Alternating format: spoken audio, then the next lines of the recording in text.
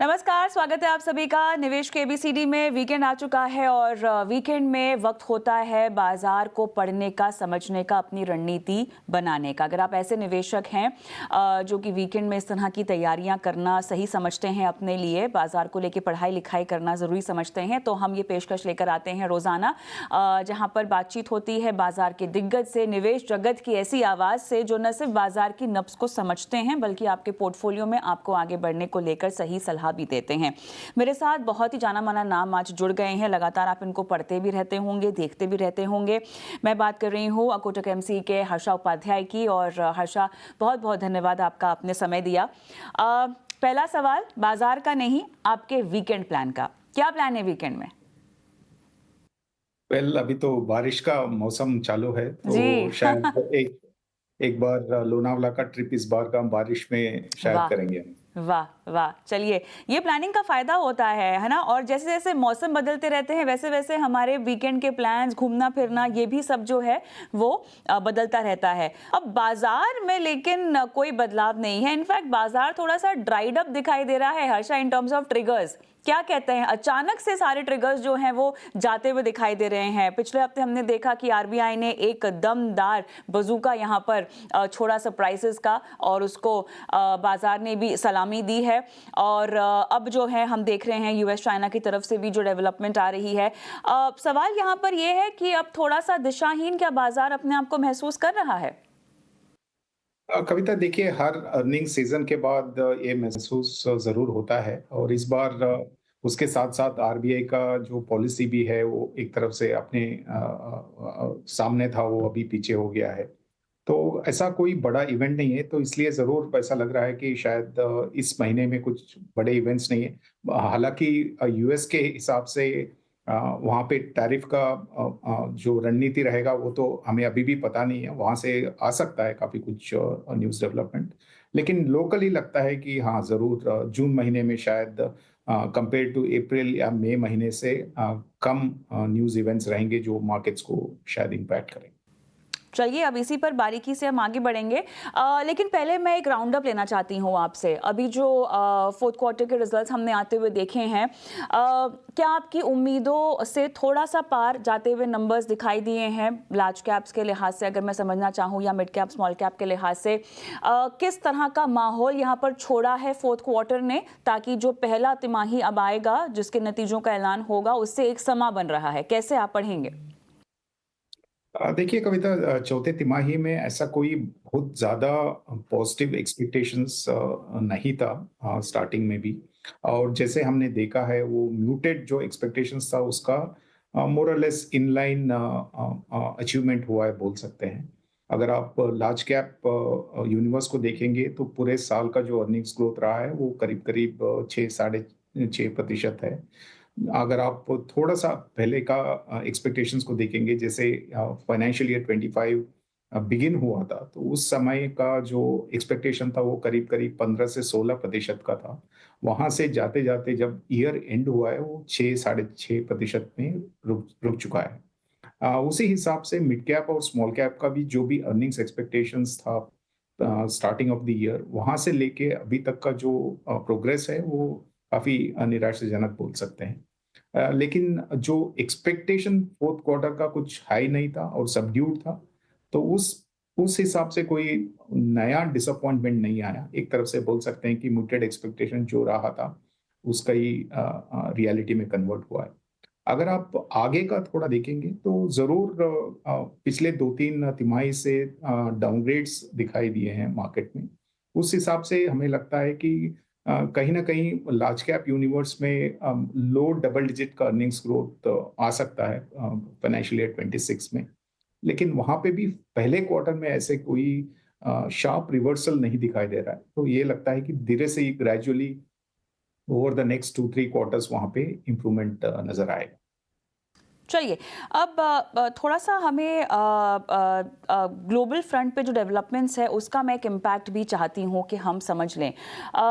वैसे तो अनिश्चितताएँ बहुत ज़्यादा है ट्रम्प साहब के बदौलत, लेकिन उसके थोड़ा-सा अगर हम बाहर निकलना चाहें, फिलहाल जो डेवलपमेंट है वो कितनी सुहानी आपको दिखाई दे रही है? क्या आपको लगता है कि जो अनिश्चितता थी, जो प्रेडिक्टेबिलिटी हमें दिखाई दे रही थी, अनसर्टेनिटी हमें दिखाई दे रही थी, उसके बादल थोड़े से छटते हुए दिखाई दे रहे हैं, या अब जितना होना था वो हो चुका है, यूएस को भी अपनी इकोनॉमी और अपनी रफ्तार को ध्यान में रखते हुए कदम आगे बढ़ाने हैं? क्या ग्लोबल फ्रंट पे थोड़े से आसार हल्के हो रहे हैं अनिश्चितता के?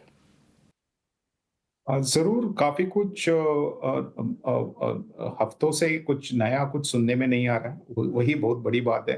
और ट्रम्प के बारे में तो कोई भी एक्सपेक्टेशन रखना या बोलना हज़ार्डस है। अभी बोलना यही तो मुश्किल है कि किस लेवल पे टैरिफ्स सेटल होंगे या रिलेटिव हिसाब से इंडिया वर्सेस बाकी जो नेशंस हैं वहाँ पे क्या डिफरेंशियल रहेगा, वो कितना कौन से सेक्टर्स को इम्पैक्ट करेगा। लेकिन ओवरऑल लगता है कि जो स्टार्टिंग में लग रहा था कि ये बहुत बड़ा एक रोड ब्लॉक बन जाएगा ओवरऑल ट्रेड सिचुएशन के लिए, वहां से तो काफी उम्मीदें बेहतर हुए हैं। लगता है कि जरूर वहां तक नेगेटिव्स नहीं रहेंगे, थोड़ा बहुत नेगेटिव्स हो सकते हैं लेकिन मैनेजेबल शायद रहेगा। तो यही उम्मीद है। लेकिन एज ए सेड, जब ट्रम्प कुर्सी पे बैठे हैं तो कुछ भी प्रिडिक्ट करना बहुत मुश्किल है। नहीं, आपने ये बात बिल्कुल सही कही है कि कुछ भी प्रेडिक्ट करना बिल्कुल मुश्किल है, और ऐसे में बहुत ज़रूरी है कि आप बाज़ार की हर चाल को जो है पकड़ कर चलें। अब मैं थोड़ा-सा सेक्टर रोटेशन समझना चाहती हूँ आपसे। अब क्योंकि ग्लोबल फ्रंट पे हम बहुत अच्छे फ़ेज़ में दिखाई दे रहे हैं। आरबीआई की कमेंट्री में भी काफ़ी हद तक हमें ये बात तो समझ में आ गई है कि डोमेस्टिकली हम काफ़ी स्ट्रॉन्ग ग्राउंड्स पे हैं। सेक्टर रोटेशन के लिहाज से क्या किसी तरह का बदलाव या जस का तस आपको लगता है कि जो थीम्स पकड़ी गई थी साल की शुरुआत में उसी पर ही हम आगे बढ़ेंगे? आरबीआई के स्टैंड्स को लेके थोड़ा सा सवाल है, लेकिन वो मेरे ख्याल से एक नेचुरल तरीका है अपनी बात को सामने रखने का, जो आरबीआई ने काफ़ी हद तक क्लियर भी किया है। क्या सेक्टर रोटेशन में आपको दिलचस्प अब दिखाई दे रहा है? देखिए, अगर overall positioning Kotak mutual fund का देखें तो वो अभी भी वो डोमेस्टिक बिजनेसेस पे ज्यादातर फोकस है, और ये हमने पहले भी कुछ शोज में हमने डिस्कस किया है। जैसे हमें लगता था कि डोमेस्टिक जो ग्रोथ है वो काफी रेजिलिएंट है, बल्कि थोड़ा सा वहां पे भी स्लो डाउन है, लेकिन in the context of global slow down अपना बेहतर ही बोल सकते हैं। इस हिसाब से हमारा पोजीशनिंग काफी कुछ डोमेस्टिक बिजनेसेस पे, डोमेस्टिक सेक्टर्स पे फोकस था। और ये भी एक कंसर्न था कि यूएस में टैरिफ्स किस ओर बढ़ेंगे, तो अभी भी वहाँ पे कोई क्लियर ट्रेंड्स नहीं दिखाई दे रहे हैं, जैसे हमने डिस्कस भी किया। ये सब चलते हुए हमारा डोमेस्टिक फोकस ज़्यादा ही रहा था पोर्टफोलियोज में, वो अभी भी कंटिन्यू होगा, तो वही माहौल रहेगा। लेकिन अगर आप आरबीआई मॉनेटरी पॉलिसी पॉलिसी का बात करें तो उस हिसाब से हमें लगता है कि एनबीएफसीज जो हैं वहाँ पे कॉस्ट ऑफ फंडिंग काफ़ी हद तक नीचे आ सकता है। ये मार्जिन्स के लिए भी पॉजिटिव है, और lower rates usually credit growth के लिए भी एक तरफ से पॉजिटिव ट्रिगर होता है। तो हमें लगता है कि ग्रोथ भी थोड़ा बेहतर रहेगा और मार्जिन्स भी बेहतर रहेंगे एनबीएफसीज में। तो बैंकिंग एंड फाइनेंशियल सेक्टर का जो पोजीशन है, अगर हमें बढ़ाना है तो हम ज़रूर एनबीएफसीज की ओर ज़्यादातर फोकस करें। अ, अभी फिलहाल जो मैंडेट में यहाँ पर बदलाव आया है एनबीएफसीज को लेकर और माइक्रो फाइनेंस को लेकर, ये आपको कितना सफलता के लिहाज से, उनकी आगे की बुक्स के लिहाज से बढ़िया लग रहा है? देखिए, एमएफआई सेगमेंट तो अभी भी काफ़ी कुछ क्रेडिट क्वालिटी इश्यूज से झूल रहा है। तो उस हिसाब से हमारा जो भी पोजीशनिंग होगा एनबीएफसी सेगमेंट में, वहाँ पे हम एक तो सबसे पहले पेरेंटेज देखेंगे उस कंपनी का, क्योंकि हर साइकिल में एनबीएफसीज का पेरेंटेज एक एक बहुत बड़ा एक स्टेबिलिटी का फैक्टर होता है। अगर कहीं पे भी फर्दर रिसोर्सेज की ज़रूरत पड़े तो स्ट्रॉन्ग पेरेंटेज डेफिनेटली उसको हेल्प करता है। और उसके अलावा हमें ये भी देखना है कि कौन से वर्टिकल्स में कितना एक्सपोजर है, और यूजुअली हमारा यही फोकस रहा है कि एक डाइवर्सिफाइड एनबीएफसीज के ऊपर बेट करें अगर वैल्यूएशंस ठीक ठाक लगता है, क्योंकि हर एक वर्टिकल में कभी ना कुछ क्रेडिट क्वालिटी इश्यूज आ सकते हैं या ग्रोथ के इश्यूज आ सकते हैं, साइकिल अलग हो सकते हैं। लेकिन अगर आप एक डाइवर्सिफाइड एक्सपोजर लेते हैं तो वो बेहतर रहता है और रिस्क मैनेजमेंट के हिसाब से। तो वही हम अभी भी कोशिश कर रहे हैं। एमएफआई सेगमेंट में इतना कुछ खास उम्मीदें नहीं है बिल्कुल अभी शॉर्ट टर्म में। लेकिन ओवरऑल एनबीएफसी सेगमेंट में हमें लगता है कि काफी कुछ अपॉर्चुनिटीज आ सकते हैं। हम्म।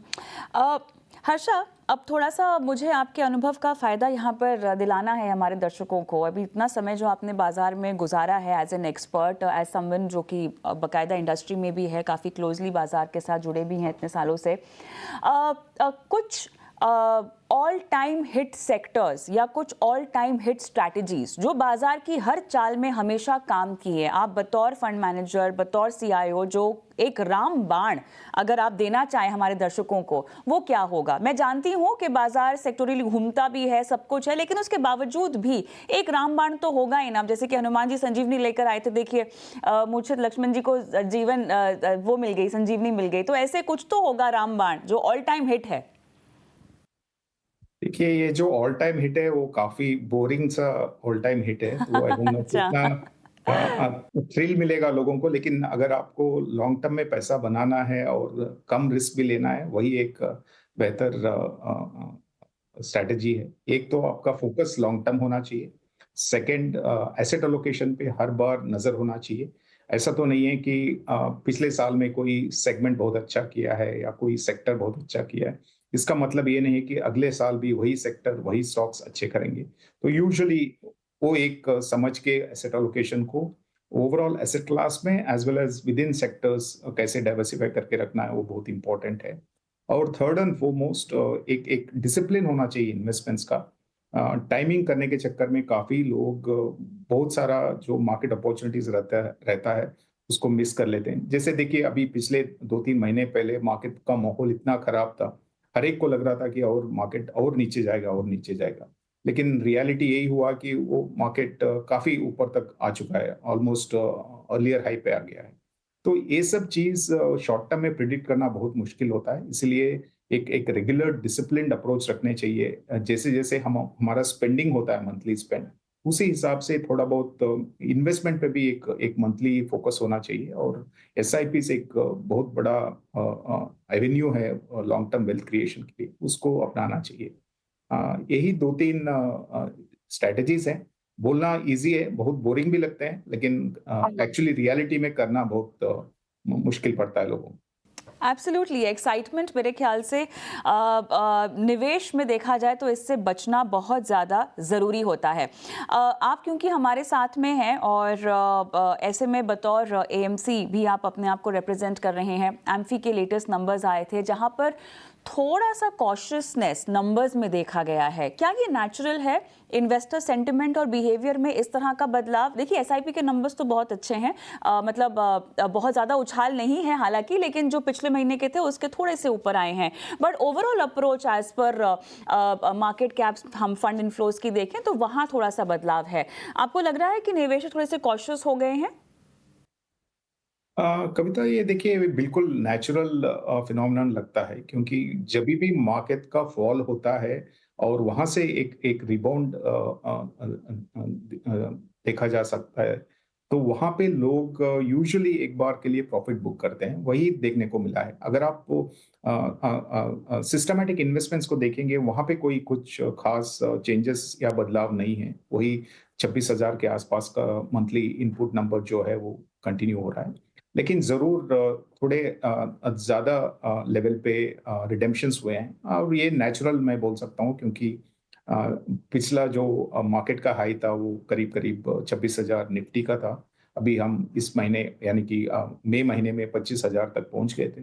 तो हो सकता है कि कुछ लोग प्रॉफिट बुक किए हैं उस हिसाब से।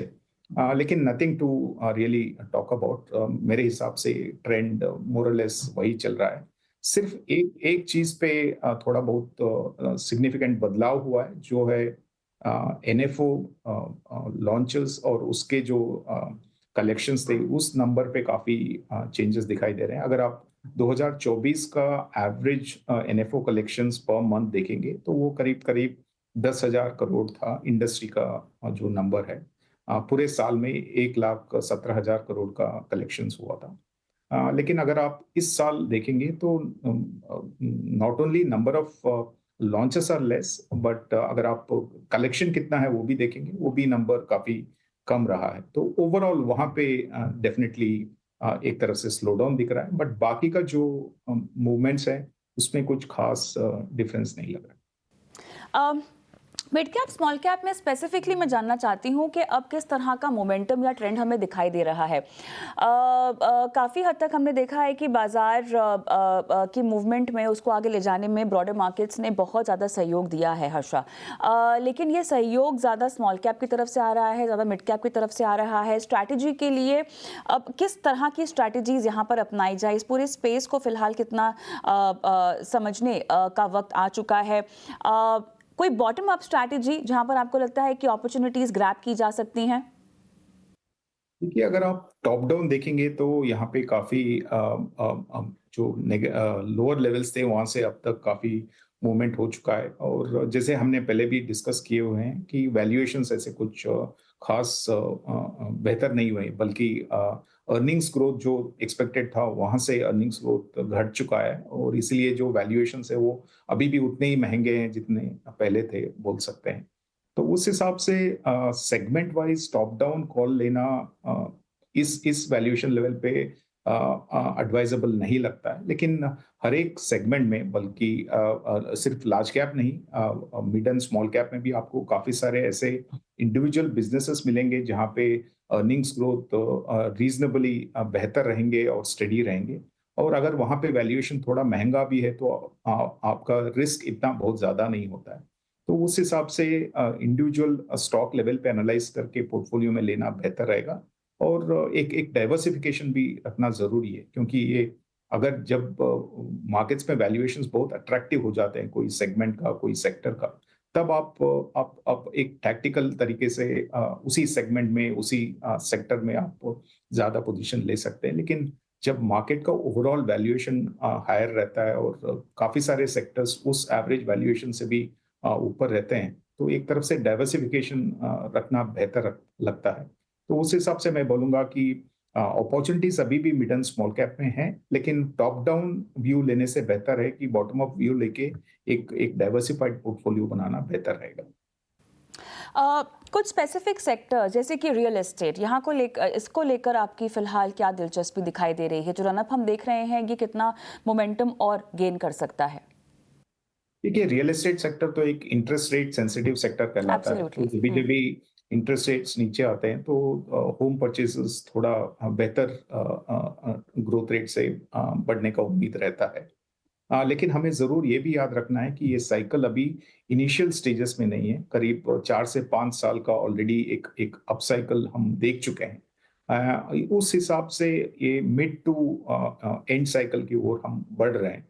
तो उस हिसाब से जितना रिस्क आप शायद ले सकते थे पिछले 2-3 साल पहले, उतना रिस्क तो इस सेक्टर पे नहीं लेना चाहिए, लेकिन अभी भी फंडामेंटल्स ठीक ठाक है और जो इंटरेस्ट रेट का मूवमेंट से भी जो पॉजिटिव ट्रिगर रहेगा वो भी प्ले आउट होगा।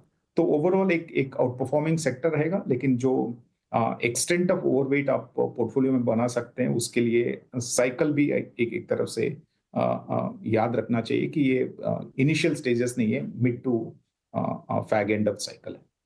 ओके, कंज्यूमर डिस्क्रिशनरीज ये आपको अभी कितना इंटरेस्टेड स्पेस लगती है?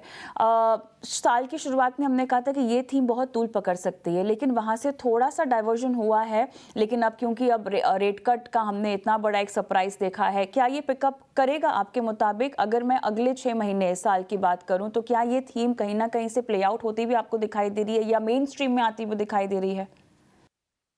प्ले आउट होना चाहिए, लेकिन हर एक कंज्यूमर डिस्क्रिशनरी सेगमेंट शायद यूनिफॉर्मली शायद परफॉर्म नहीं करेगा, यही लगता है।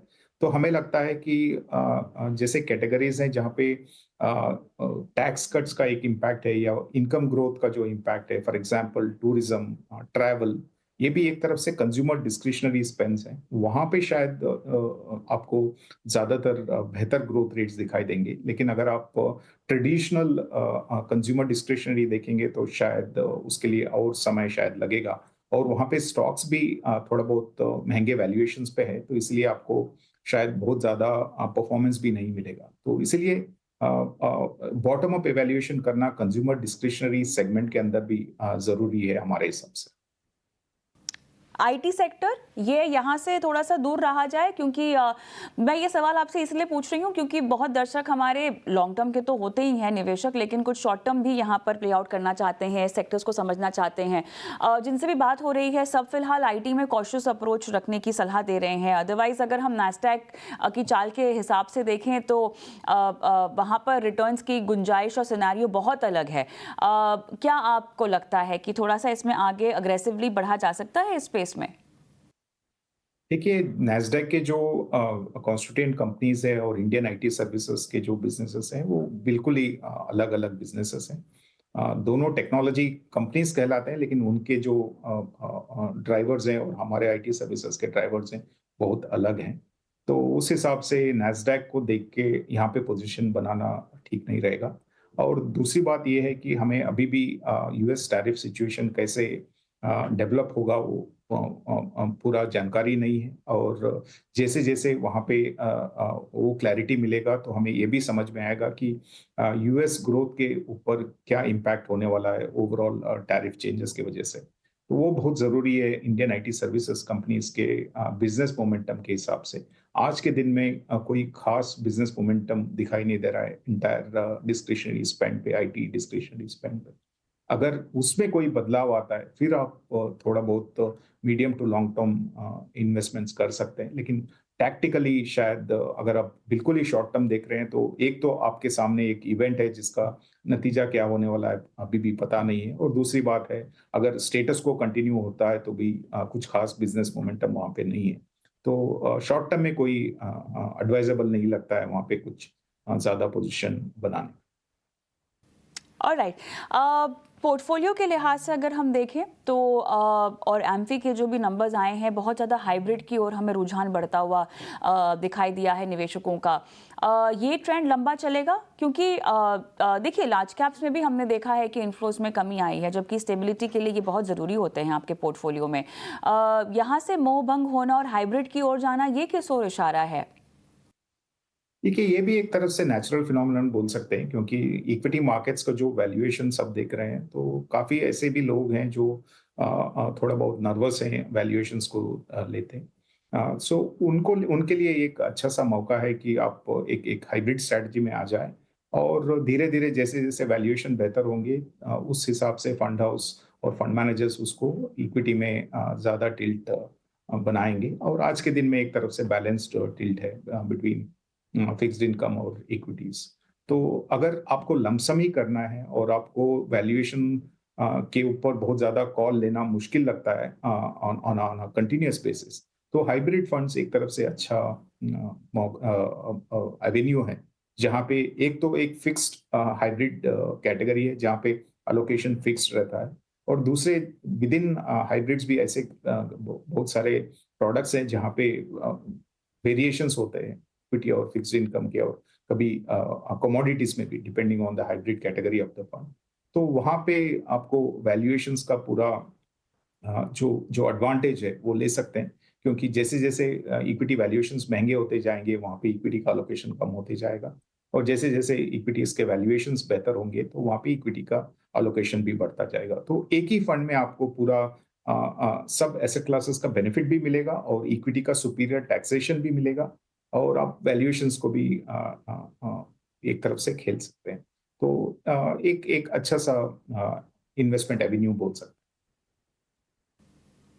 ओके, आई थिंक काफ़ी हद तक हमने बातचीत कर ली है। समय मेरे पास समाप्त हुआ है और सवाल हालांकि बहुत हैं आपके लिए, लेकिन आपने हमें समय दिया और जितना मुमकिन हो सका बाज़ार की मौजूदा चाल और पोर्टफोलियो में बदलाव को लेकर दर्शकों को आपने सलाह दी, आगे का मोमेंटम उनको कैसे बरकरार रखना चाहिए इस पर समझाइश दी। बहुत बहुत धन्यवाद आपका हर्षा। धन्यवाद कविता। चलिए इसी के साथ निवेश की एबीसीडी में आज मुझे भी इजाजत दें, लेकिन अगले हफ्ते फिर से मुलाकात होने वाली है एक नए मेहमान के साथ और एक बार फिर से बाजार की बारीकी को समझेंगे, आपके निवेश पोर्टफोलियो के लिए निवेश के मंत्र जानेंगे उनसे। नमस्कार।